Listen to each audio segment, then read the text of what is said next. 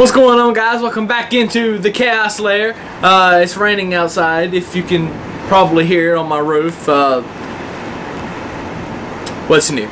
Welcome to the South. It rains when you don't want it to, and when you need it to, it doesn't. Anyway, just a little sidebar information for those that care. For those that don't, you suck. Now, I am going to present to you what I think are the greatest 15 matches in Royal Rumble history. And so I'm just going to list them. I'm not going to spend a whole lot of time talking about each one, but I'm just going to list them, give a little couple of facts about them, and move on.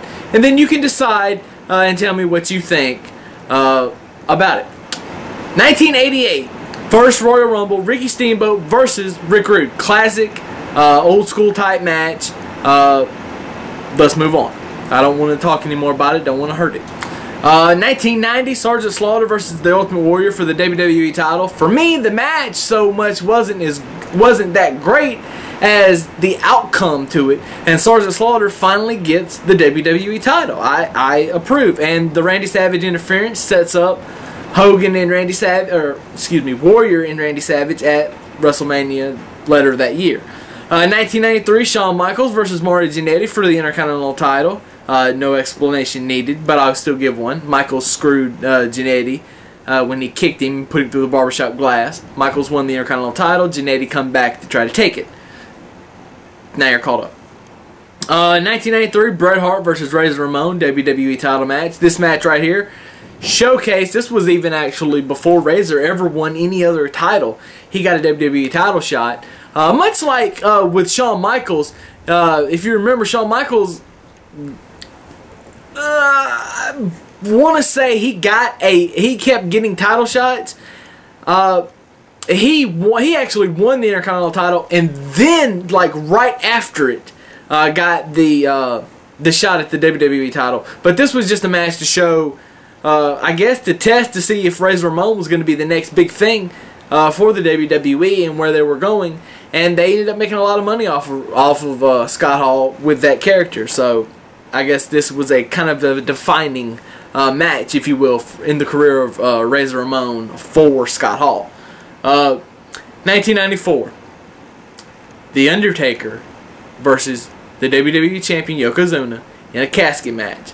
The match wasn't that great of a match. It was more of how the match ended. Everybody beat up on the Undertaker, put him in the coffin. It's like Yokozuna was scared. He couldn't do it. He didn't like coffins. So freaked out. And then you put the Undertaker. They were pushing him back. Smoke starts bellowing out from underneath the casket, and holy shit, what's happening? Undertaker all of a sudden comes up on the big screen that's right above the entrance, and he's just in the coffin like this, and then all of a sudden it zooms in like whoosh, and then he goes whoosh, and he turns and looks, and his eyes open real wide, and gives probably one of the best promos I've ever seen in my life. Go YouTube it. Next, you have to jump all the way up to 1998. Casket match again, WWE title, Shawn Michaels, Undertaker. 1999, The Rock versus Mankind, I Quit match, phenomenal for the WWE title. 2000, Tables match, Dudleys and Hardys. I mean, that's just an awesome match. One of my all-time favorites. By the way, the Yokozuna Undertaker match was my number 4 all-time greatest Royal Rumble match. And The Rock Mankind was my all-time 3 favorite match. Which now leads me into my number 2 all-time favorite match, Cactus Jack versus WWE Champion Triple H at the Royal Rumble 2000 Street Fight. Awesome, my number 2. Which leads me into my number 1. 2003, Kurt Angle defends the WWE title against Chris Benoit in what is an amazing mat wrestling classic match that everybody needs to see. Go look it up.